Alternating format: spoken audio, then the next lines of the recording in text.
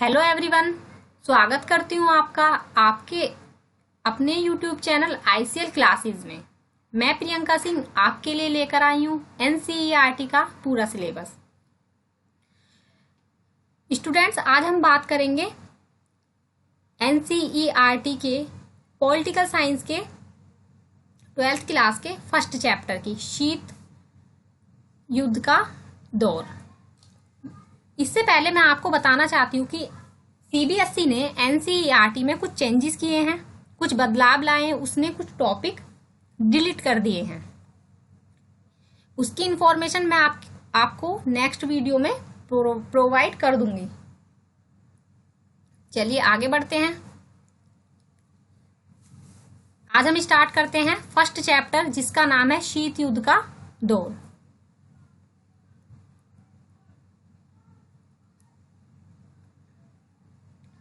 चलिए देखिए बच्चों, शीत युद्ध की बात करने से पहले हम क्या पढ़ेंगे आज? शीत युद्ध। इससे पहले मैं आपको बताना चाहती हूं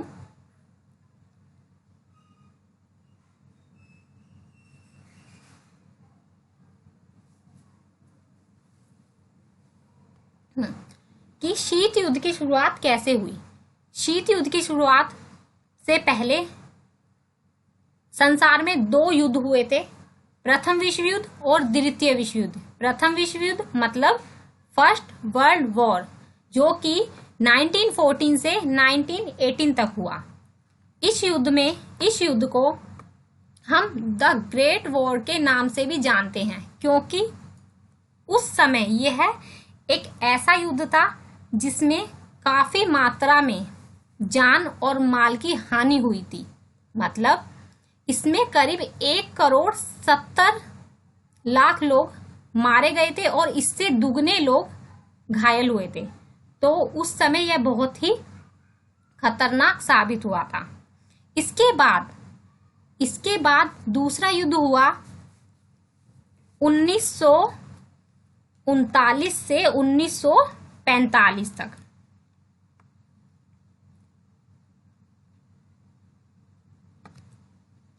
हाँ, जिसमें लगभग 70 देशों की थल जल वायु यानी तीनों सेनाएं मिलकर इस युद्ध में शामिल हुई। ओके, आगे चलते हैं।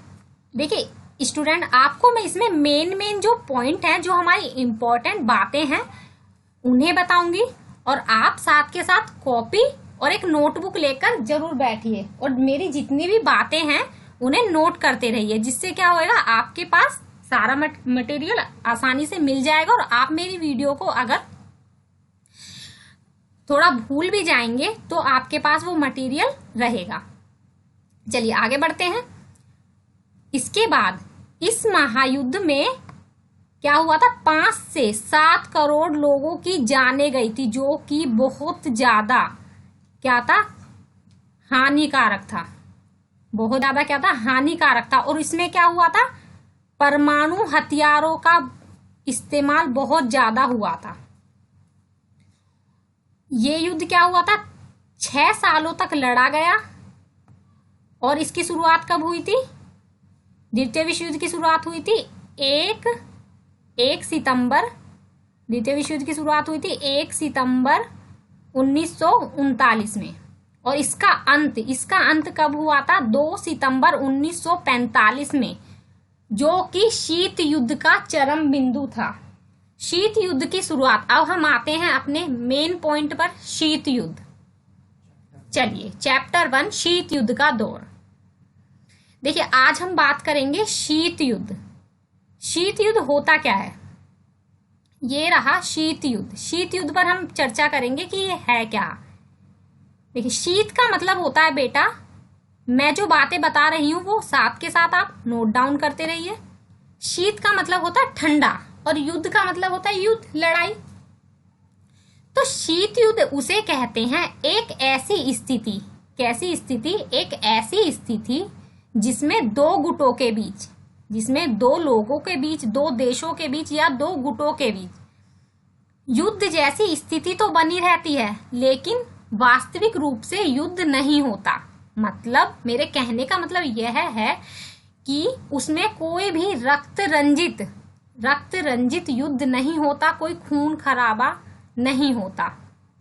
जैसे हम कहते हैं ना कभी कभी कि दो पड़ोसियों के बीच में मतलब लड़ाई जैसे कभी कभी हो जाती है, तो क्या होता है कि वो सबके सामने नहीं लड़ते, लेकिन आपस में एक हल्का सा मनमुटाव होता है। लड़ाई नहीं होती लेकिन मनमुटाव रहता है। तो उसी तरह से क्या था, शीत युद्ध था। तो शीत युद्ध जो है दो गुटों के बीच में हुआ था, एक अमेरिका और एक सोवियत संघ, जिसे यूएसएसआर बोलते हैं। दो महाशक्तियां कौन कौन सी थी इसमें? इस अध्याय से यह साफ होगा कि किस तरह से महाशक्तियों, एक तो संयुक्त राज्य अमेरिका और सोवियत संघ का वर्चस्व शीत युद्ध के केंद्र में था। यानी शीत युद्ध के टाइम में एक तरफ तो अमेरिका था और दूसरी तरफ क्या था, यूएसएसआर यानी सोवियत संघ। ये रहा दोनों ही क्या थी, एक उभरती हुई शक्ति थी। द्वितीय विश्व युद्ध के बाद ये दोनों ही महाशक्तियां उभर कर आई। दोनों ही क्या थे, एक दूसरे के प्रतिद्वंदी थे। इन दोनों में बहुत ज्यादा कंपटीशन चल रहा था। यानी कि शक्ति को पाने के लिए, पावर को पाने के लिए दोनों ही संसार में अपना दबदबा बनाना चाहते थे। इसलिए इन दोनों के बीच क्या था, कड़ा मुकाबला था युद्ध के लिए, लेकिन युद्ध नहीं हुआ। ओके, चलिए आगे चलते हैं। इस चैप्टर में आज हम पढ़ेंगे शीत युद्ध के बारे में चर्चा करेंगे। उसके बाद हम शीत युद्ध की शुरुआत कैसे हुई उसके बारे में चर्चा करेंगे। आगे हम बताएंगे गुट निरपेक्ष आंदोलन और सीटो, नाटो, सारी संधियां, इनके बारे में हम चर्चा करते रहेंगे। चलिए आप इधर देखिए, यहाँ पर आपको एक पिक्चर नजर आ रही है जिसमें दिख रहा है दूसरे विश्व युद्ध के अंत में यानी जब सेकेंड वर्ल्ड वॉर खत्म हो गया था, उसके बाद दो महाशक्तियां उभर कर आई। अभी मैंने आपको बताया, एक अमेरिका और एक सोवियत संघ। ठीक है, तो उसके कुछ पिक्चर्स दे रखी हैं कि अमेरिकी सैनिक 23 फरवरी 1945 को आइवो जिमा जापान की लड़ाई में अपना झंडा फहरा रहे हैं, और दूसरे में समाजवादी सोवियत गणराज्य यानी कि यूएसएसआर, इसमें 1945 में राइक्सटैग बिल्डिंग यानी बर्लिन जर्मनी पर अपना झंडा फहराते हुए नजर आ रहे हैं। चलिए अब आगे बढ़ते हैं।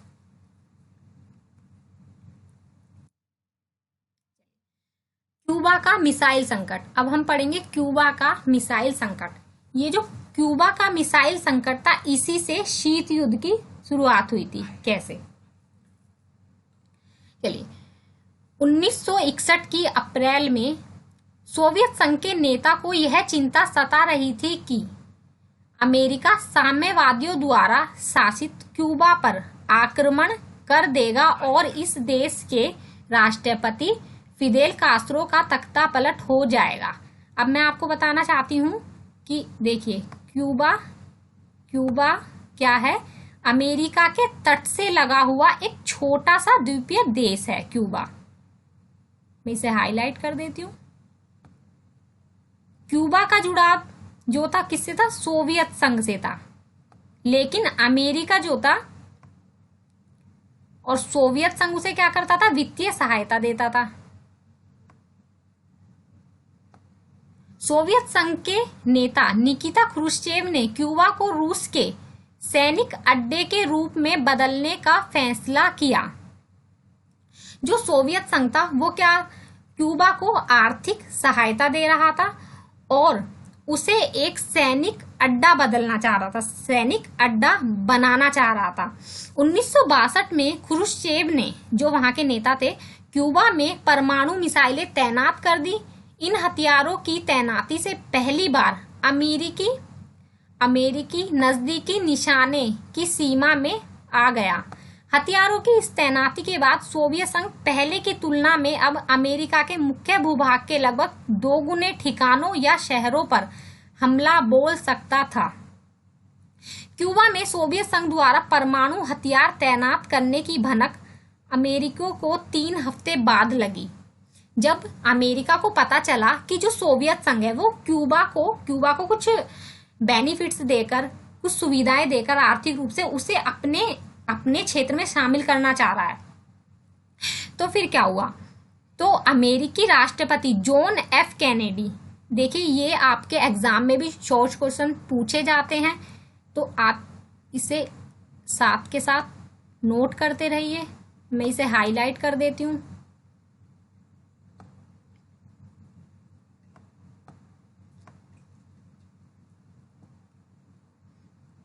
अच्छा, जो राष्ट्रपति थे अमेरिका के जॉन एफ कैनेडी, वो ऐसा कुछ भी नहीं करना चाहते थे, क्योंकि उन्हें पता था कि अगर ऐसा कुछ हुआ तो दोनों के बीच परमाणु युद्ध हो जाएगा। और फिर आगे क्या हुआ? लेकिन वे इस बात को लेकर दृढ़ थे कि ख्रुश्चेव क्यूबा से मिसाइलों और परमाणु हथियारों को हटा लें। कैनेडी ने आदेश दिया कि अमेरिकी जंगी बेड़ों को आगे करके क्यूबा की तरफ जाने वाले सोवियत जहाजों को रोका जाए। इस तरह अमेरिका सोवियत संघ के मामले के प्रति अपनी गंभीरता की चेतावनी देना चाहता था। ऐसी स्थिति में यह लगा कि युद्ध होकर रहेगा। इसी को क्यूबा मिसाइल संकट के रूप में जाना गया। इस संघर्ष की आशंका ने पूरी दुनिया को बेचैन कर दिया। यह टकराव कोई आम युद्ध नहीं होता, अतः दोनों पक्षों ने युद्ध टालने का फैसला किया और दुनिया ने चैन की सांस ली, क्योंकि दोनों ने क्या करा? आपसी परस्पर समझौते के द्वारा इस युद्ध की स्थिति को शांत कर दिया और दोनों के बीच में कोई भी युद्ध नहीं हुआ। सोवियत संघ के जहाजों ने, मैं इसे हाईलाइट कर देती हूँ,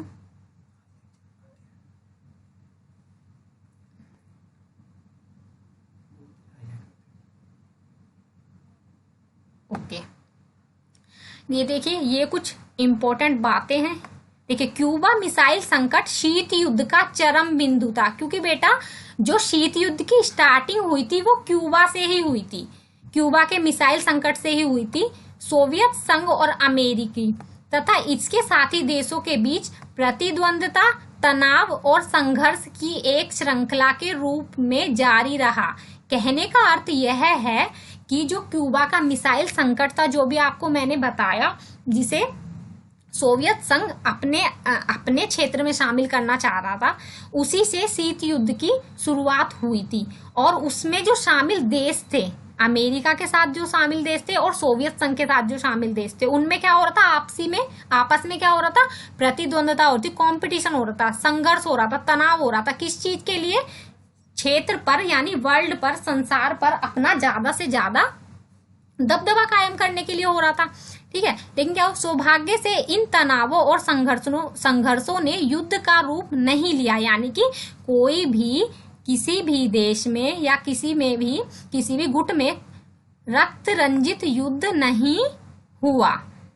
और जब रक्त रंजित युद्ध नहीं हुआ तो उसे क्या बोला गया? उसे बोला गया शीत युद्ध। दोनों महाशक्तियां जो थी और उनके जो साथी देश थे वो दोनों अलग अलग रहे, है ना।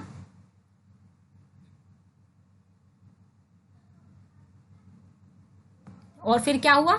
शीत युद्ध की स्थिति बनी रही और दुनिया जो थी वो तीसरे विश्व युद्ध से बच गई, क्योंकि अगर शीत युद्ध की स्थिति नहीं होती तो तीसरा विश्व युद्ध हो जाता। चलिए आगे बढ़ते हैं।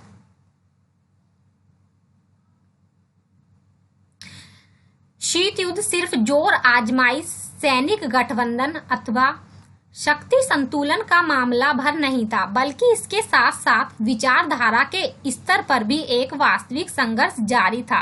विचारधारा की लड़ाई इस बात को लेकर थी कि पूरे विश्व में राजनीतिक, आर्थिक और सामाजिक जीवन को सूत्रबद्ध करने का सबसे बेहतर सिद्धांत कौन सा है। पश्चिमी गठबंधन का अगुवा अमेरिका था और यह गुट उदारवादी लोकतंत्र तथा पूंजीवादी का हामी था। कहने का मतलब यह है कि जो अमेरिका था वो पश्चिमी ओर से गठबंधन कर रहा था और जो सोवियत संघ था वो क्या कर रहा था, वो पूर्वी तरफ से कर रहा था, और जो अमेरिका था वो पूरी तरह से पूंजीवादी व्यवस्था को अपना रहा था। पूंजीवादी व्यवस्था का मतलब है कि जितना भी मतलब सरकार का जिसमें हस्तक्षेप ना हो, जिसमें अपना निजी अधिकार हो सब पर। लेकिन जो सोवियत संघ था वो साम्यवादी विचारधारा पर आधारित था। चलिए आगे बढ़ते हैं। अब शीत युद्ध क्या है।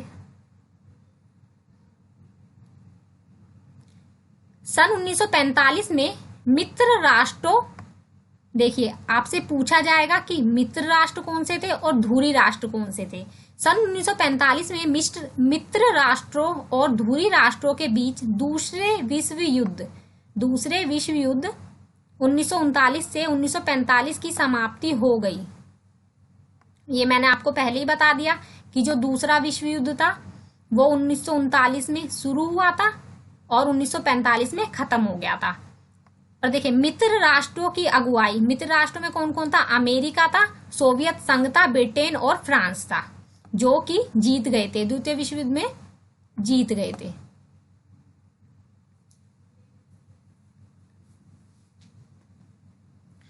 आगे चलते हैं। धुरी राष्ट्रों की अगुवाई जर्मनी, इटली और जापान के हाथ में थी। इस युद्ध में विश्व के लगभग सभी ताकतवर देश शामिल थे।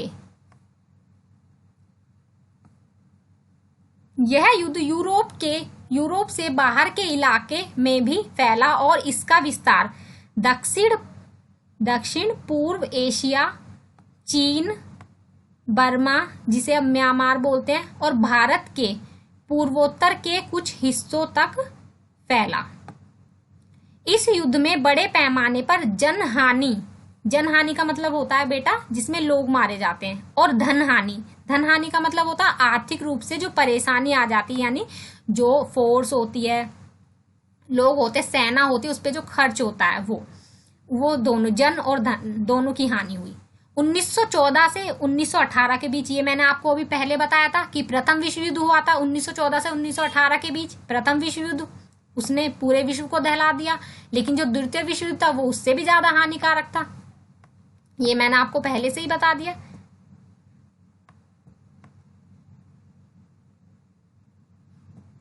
चलिए आगे बढ़ते हैं। अच्छा, उसके बाद मैं आपको बताना चाहती हूँ, देखिए दूसरे विश्व युद्ध की समाप्ति से ही शीत युद्ध की शुरुआत हुई थी, ये तो आपको पता चल गया। अच्छा, अगस्त 1945 में अमेरिका ने क्या करा था, जापान के 2 शहर हिरोशिमा और नागासाकी, ये क्वेश्चन पूछा जाता है बेटा एग्जाम में, हिरोशिमा और नागासाकी, इस पर परमाणु बम गिरा दिए थे। इस पर क्या कर दिए थे, परमाणु बम गिरा दिए, जिससे क्या हुआ, अमेरिका में बहुत ज्यादा इसका जापान में बहुत ज्यादा बुरा प्रभाव पड़ा। इसके बाद क्या हुआ, दूसरे विश्व युद्ध का अंत हुआ।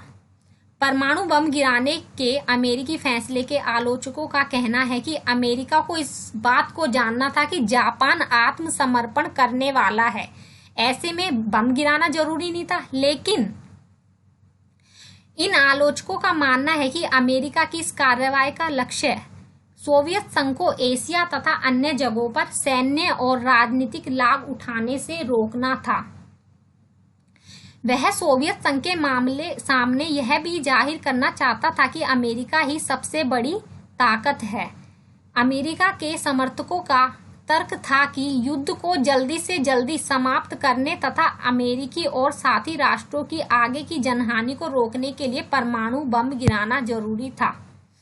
कहने का मतलब ये है कि बेटा जो अमेरिका के समर्थक थे, जो अमेरिका को समर्थन दे रहे थे, उनका मानना था कि अमेरिका ने जो भी किया सही किया, यानी वो जापान को के ऊपर उन्होंने इसलिए बम गिराया। उनका कहने का मतलब ये है कि ताकि जो ये जापान है वो अपनी शक्ति का गलत इस्तेमाल ना करे। और ये जो युद्ध है जल्दी से जल्दी क्या हो, समाप्त हो जाए, और जो राष्ट्र हैं उनके साथी राष्ट्र हैं उन्हें कोई भी जनहानि ना हो या धन की हानि ना हो। विश्व युद्ध की समाप्ति के कारण कुछ भी रहे हो, लेकिन इसका जो परिणाम हुआ था वो बहुत ही हानिकारक हुआ। और क्या हुआ, जो विश्व था वैश्विक राजनीति के मंच पर क्या हुआ था, द्वितीय विश्व युद्ध के बाद दो महाशक्तियों का उदय हुआ, और इसमें जर्मनी और जापान पूरी तरीके से हार चुके थे। और यूरोप तथा शेष विश्व विध्वंस की मार झेल रहे थे। अच्छा, अब क्या हुआ, अब सिर्फ दो गुट थे, दो महाशक्तियां थी। कौन कौन सी, एक अमेरिका और एक सोवियत संघ, विश्व की सबसे बड़ी उभरती हुई शक्तियां थी। विश्व की सबसे बड़ी शक्ति कौन सी थी, अमेरिका और सोवियत संघ। इन दोनों के पास इतनी क्षमता थी कि वो विश्व की किसी भी घटना को प्रभावित कर सके। बहुत दोनों ही आर्थिक रूप से, सामाजिक रूप से और सैनिक रूप से दोनों ही बहुत शक्तिशाली थे, और दोनों क्या करना चाहते थे, इस पूरे वर्ल्ड में अपना दबदबा कायम करना चाहते थे। अमेरिका और सोवियत संघ का महाशक्ति बनने की होड़ में एक दूसरे के मुकाबले खड़ा होना शीत युद्ध का कारण बना। शीत युद्ध शुरू होने के पीछे यह समझ भी काम कर रही थी कि परमाणु बम से होने वाले विध्वंस की मार झेलना किसी भी राष्ट्र के बूते की बात नहीं। यह एक सीधा साधा लेकिन असरदार तर्क था। जब दोनों महाशक्तियों के पास इतनी क्षमता के परमाणु हथियार हों कि वे एक दूसरे को असहनीय क्षति पहुंचा सके, तो ऐसे में दोनों के बीच रक्त रंजित युद्ध होने की संभावना कम रह जाती है। उकसावे के बावजूद कोई भी पक्ष युद्ध का जोखिम मोल लेना नहीं चाहेगा, क्योंकि युद्ध से राजनीतिक फायदा चाहे किसी को भी हो, लेकिन इससे होने वाले विध्वंस को औचित्यपूर्ण नहीं ठहराया जा सकता। आगे चलते हैं।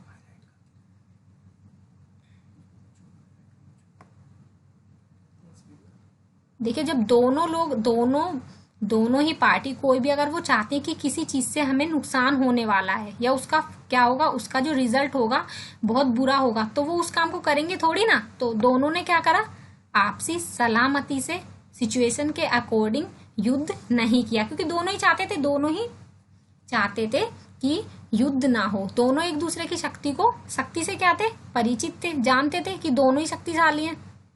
दोनों में क्या हो रहा था, कड़ा मुकाबला हो रहा था। परमाणु युद्ध की सूरत में दोनों पक्षों को इतना नुकसान उठाना पड़ेगा कि उनमें से विजेता कौन है।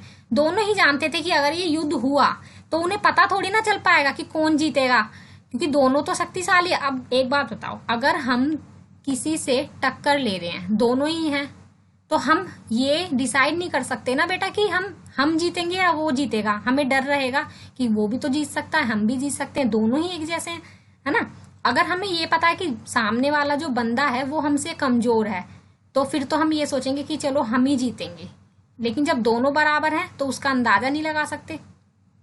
अच्छा, उसके बाद यह तय करना भी असंभव होगा अगर कोई अपने शत्रु पर आक्रमण करके उसके परमाणु हथियारों को नाकाम करने की कोशिश करता है, तब भी दूसरे के पास उसे बर्बाद करने लायक हथियार बच जाएंगे। दोनों को पता था कि अगर मैंने दूसरी शक्ति को हटा दिया यानी हरा दिया उसे, तब भी उसके पास बहुत सारे हथियार बच जाएंगे। इतनी सारी उनके पास पावर थी।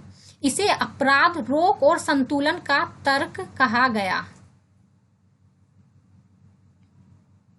दोनों ही पक्षों के पास एक दूसरे के मुकाबले और परस्पर नुकसान पहुंचाने की इतनी क्षमता होती है कि कोई भी पक्ष युद्ध का खतरा नहीं उठाना चाहता। इस तरह महाशक्तियों के बीच गहन प्रतिद्वंद्विता होने के बावजूद क्या होता है, शीत युद्ध रक्त रंजित युद्ध का रूप नहीं ले पाया, यानी कोई भी खून खराबे वाली स्थिति नहीं हुई। कोई भी युद्ध ऐसा नहीं हुआ जिसमें बहुत ज्यादा नुकसान होता जान और माल का। इसकी तासीर ठंडी रही, यानी स्थिति कैसी रही, ढीली ढाली रही, ठंडी रही। पारस्परिक अपरोध की स्थिति ने युद्ध तो नहीं होने दिया, लेकिन यह स्थिति पारस्परिक प्रतिद्वंद्विता को ना रोक सकी। मतलब युद्ध तो नहीं हुआ, लेकिन दोनों में क्या हुआ, टक्कर अभी भी जारी थी, दोनों में कंपटीशन अभी भी था। शीत युद्ध की प्रमुख सैन्य विशेषताओं पर ध्यान दें। इसमें दो महाशक्तियों और उनके अपने अपने गुट थे। इन परस्पर प्रतिद्वंदी गुटों में शामिल देशों से अपेक्षा की थी कि वे तर्कसंगत और जिम्मेदारी भरा व्यवहार करेंगे। इन देशों को एक विशेष अर्थ में तर्कसंगत और जिम्मेदारी भरा बर्ताव करना था। परस्पर विरोधी गुटों में शामिल देशों को समझना था कि आपसी युद्ध में जोखिम है, क्योंकि संभव है कि इसकी वजह से दो महाशक्तियों के बीच युद्ध ठन जाए। जब दो महाशक्तियों और उनकी अगुवाई वाले गुट के बीच पारस्परिक अपरोध का संबंध हो तो युद्ध लड़ना दोनों के लिए विध्वंसक साबित होगा। इस संदर्भ में जिम्मेदारी का मतलब था संयम से काम लेना और तीसरे विश्व युद्ध के जोखिम से बचना। शीत युद्ध ने समूची मनुष्य जाति पर मंडराते खतरे को जैसे तैसे संभाल लिया। चलिए आगे बढ़ते हैं। दो ध्रुवीय विश्व का आरंभ। दो ध्रुवीय विश्व का मतलब था एक ध्रुव जो था, एक ध्रुव एक कोने पर जो था, एक छोर पर जो था वो अमेरिका था और दूसरे पर कौन था, सोवियत संघ। दोनों महाशक्तियां विश्व के विभिन्न हिस्सों पर अपना प्रभाव का दायरा बढ़ाने के लिए तुली हुई थी।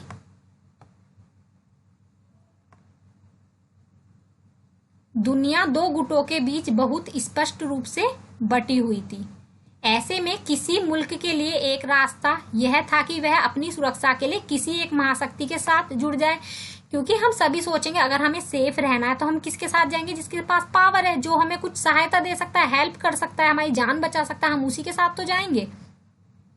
और दूसरी महाशक्ति तथा उसके गुट के देशों के प्रभाव से बच सकें। तो कुछ लोग उसमें शामिल होना चाहते थे, कुछ उसमें शामिल होना चाहते थे। पारस्परिक विरोधी गुटों के अपेक्षाकृत छोटे देशों ने महाशक्तियों के साथ अपने अपने जुड़ाव का इस्तेमाल निजी हित में किया। निजी हित में मतलब जो छोटे देश थे वो बड़े जो गुट थे, मतलब ये जो बड़ी शक्तियां थी, महाशक्तियां थी दोनों, इसमें वो इसलिए जुड़े ताकि उनका कुछ फायदा हो, वो सेफ रह सकें। इन देशों को स्थानीय प्रतिद्वंदी देशों के खिलाफ सुरक्षा का वादा मिला, क्योंकि जब किसी को कुछ सुरक्षा मिलेगी तभी तो वो उसमें शामिल होगा, वरना वो क्यों जाएगा उसके साथ। हथियारों और आर्थिक मदद मिली। इन देशों की अपनी पड़ोसी देशों से होड़ थी। महाशक्तियों के नेतृत्व में गठबंधन की व्यवस्था से पूरी दुनिया के दो खेमों में बट जाने का खतरा पैदा हो गया। दुनिया में दो हिस्से हो गए थे। एक तरफ तो अमेरिका हो गया, एक ध्रुव क्या था, अमेरिकी ध्रुव, और एक क्या था, सोवियत संघ एक तरफ, पश्चिमी और क्या था, अमेरिका, और पूर्वी तरफ क्या था, सोवियत संघ। यह विभाजन सबसे पहले यूरोप में हुआ था। यूरोप जो था वो दो भागों में बट गया था। यूरोप क्या था, दो भागों में बट गया था। अधिकतर देशों ने अमेरिका का पक्ष लिया, जबकि पूर्वी यूरोप यानी सोवियत खेमे में शामिल हो गए। इसलिए ये खेमे पश्चिमी और पूर्वी गठबंधन भी कहलाए। कहने का मतलब ये है कि जो पश्चिमी खेमा था उसमें क्या था, उसमें क्या था, अमेरिका था, और जो पूर्वी खेमा था यानी जो पूर्वी छोर था उसमें सोवियत संघ था। पश्चिमी गठबंधन ने स्वयं को एक संगठन का रूप दिया। अब क्या हुआ, जब अपना गठबंधन बन गया दोनों का, दोनों अलग अलग बट गए, तो जो पश्चिमी गठबंधन था यानी कि जहां पर अमेरिका का वर्चस्व था, उसने एक संगठन बना लिया अपना, उसमें कुछ देश शामिल हो गए, है ना। अप्रैल 1949 में 1949 में उत्तर अटलांटिक संधि संगठन यानी कि नाटो की स्थापना हुई, जिसमें 12 देश शामिल थे। जिसमें क्या थे, 12 देश शामिल थे। इस संगठन ने घोषणा की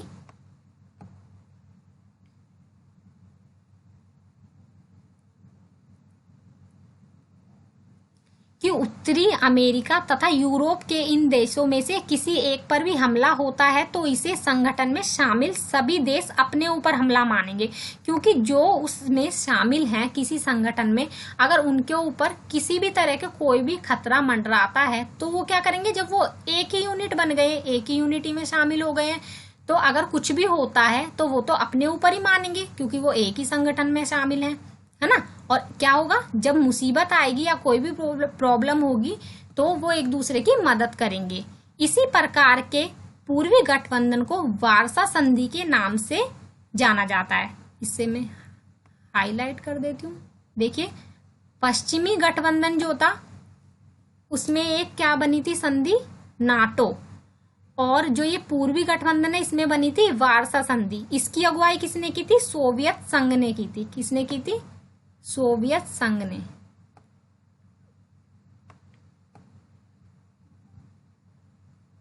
इसकी स्थापना 1955 में हुई थी और इसका मुख्य काम था नाटो में शामिल देशों का यूरोप में मुकाबला करना।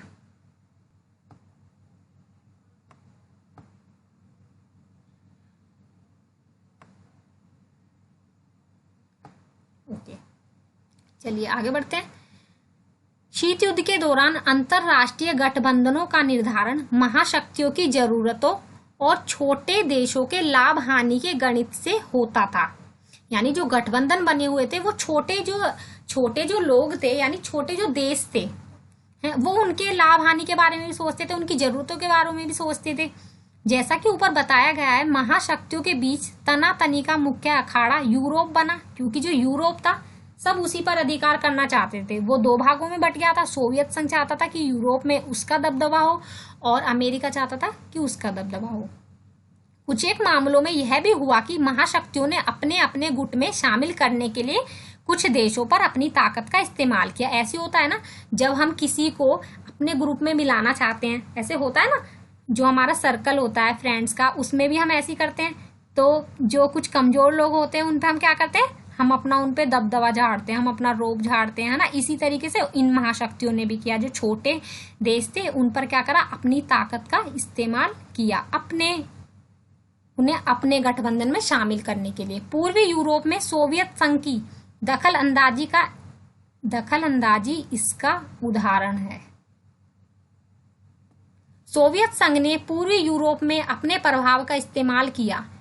इस क्षेत्र के देशों में सोवियत संघ की सेना की व्यापक उपस्थिति ने यह सुनिश्चित करने के लिए अपना प्रभाव जमाया कि यूरोप का पूरा पूर्वी हिस्सा सोवियत संघ के दबदबे में रहे। पूर्वी और दक्षिणी पूर्वी एशिया तथा पश्चिम एशिया में अमेरिका ने गठबंधन का तरीका अपनाया।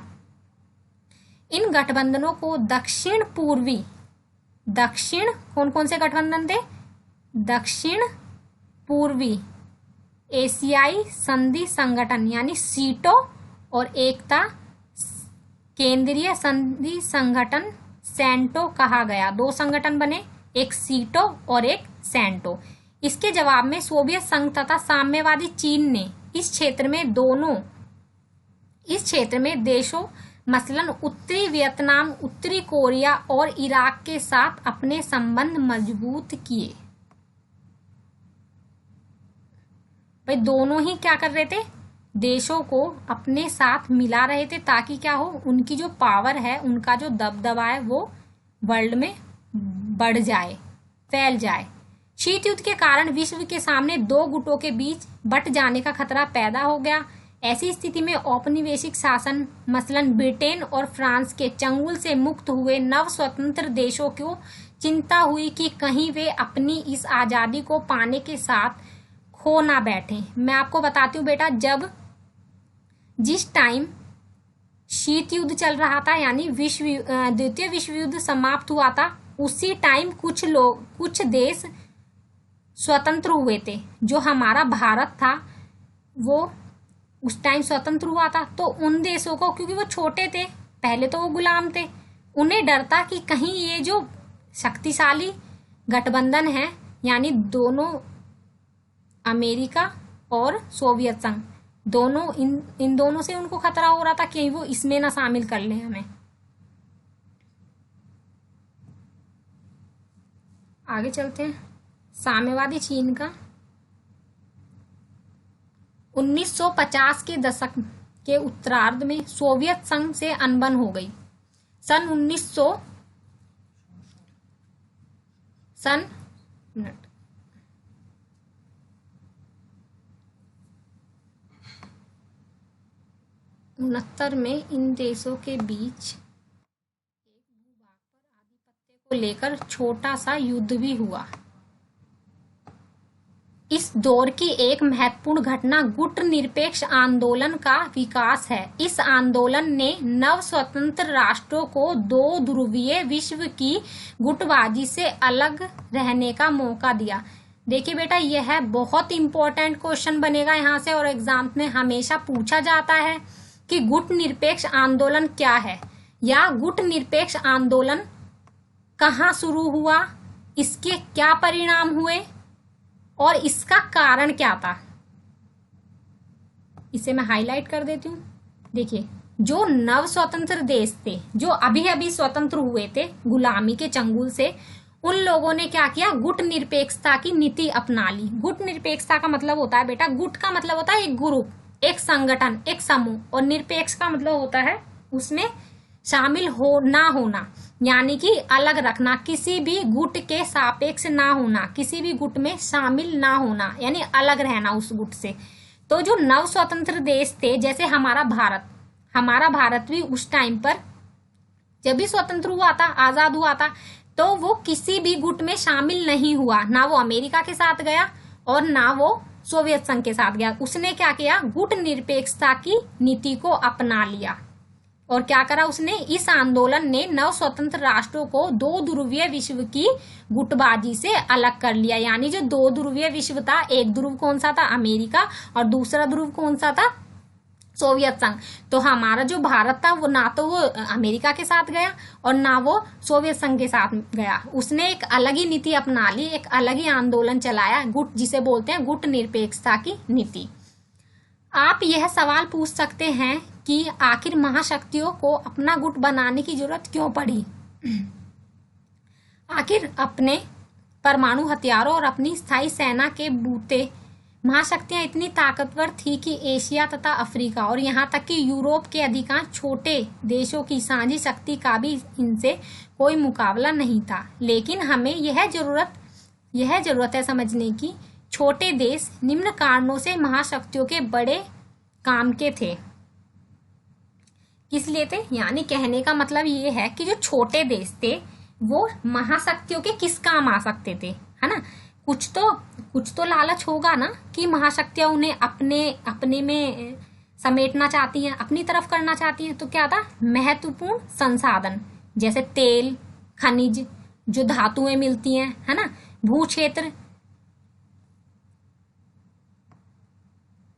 तेल, खनिज, पहला ये हो गया। दूसरा होगा भू क्षेत्र, ठीक है। यहाँ से महाशक्तियां अपने हथियारों और सेना का संचालन कर सकती थी, ठीक है, अपनी सेना को बढ़ा सकती थी, हथियारों का आदान प्रदान हो सकता था। सैनिक ठिकाने जहां से महाशक्तियां एक दूसरे की जासूसी कर सकती थी, ठीक है।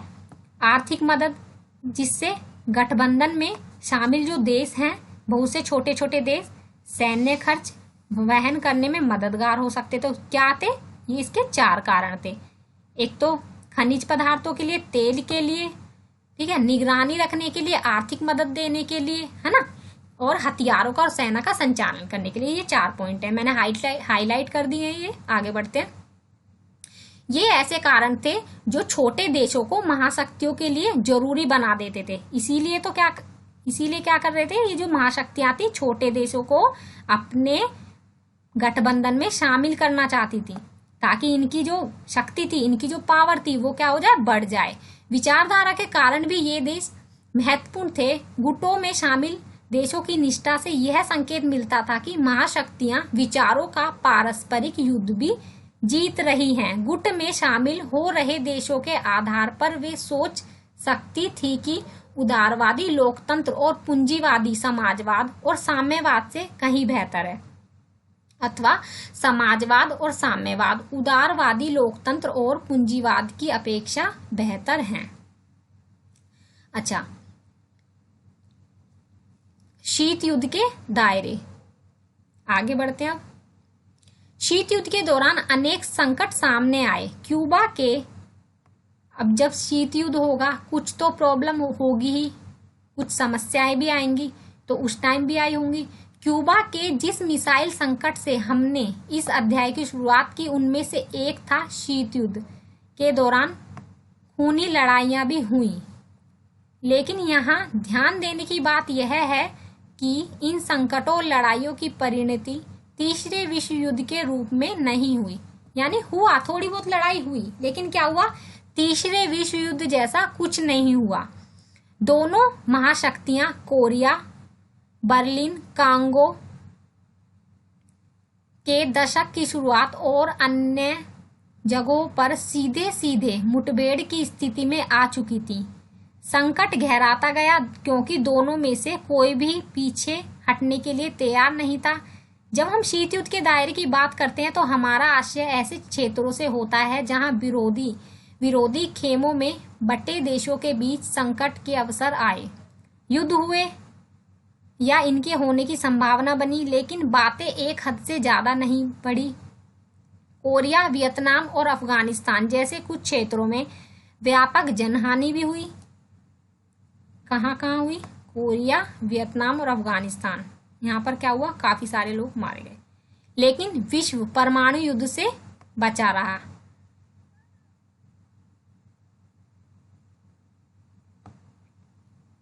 कई बार ऐसे अवसर आए जब दोनों महाशक्तियों के बीच राजनीतिक संवाद जारी नहीं रह पाया और इससे दोनों के बीच गलतफहमियां बढ़ी।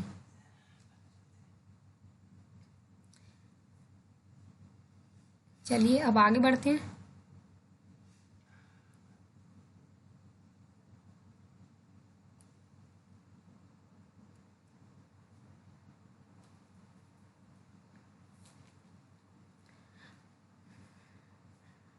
ओके स्टूडेंट्स, आज की वीडियो हमारी यहीं पर ख़त्म होती है। अगर आपने हमारे चैनल को सब्सक्राइब नहीं किया है तो आप हमारे चैनल को सब्सक्राइब कर दें और बेल आइकन को दबाना ना भूलें। अगर आपको मेरी वीडियो अच्छी लगे तो इसे लाइक करें और ज़्यादा से ज़्यादा शेयर करें। Thank you.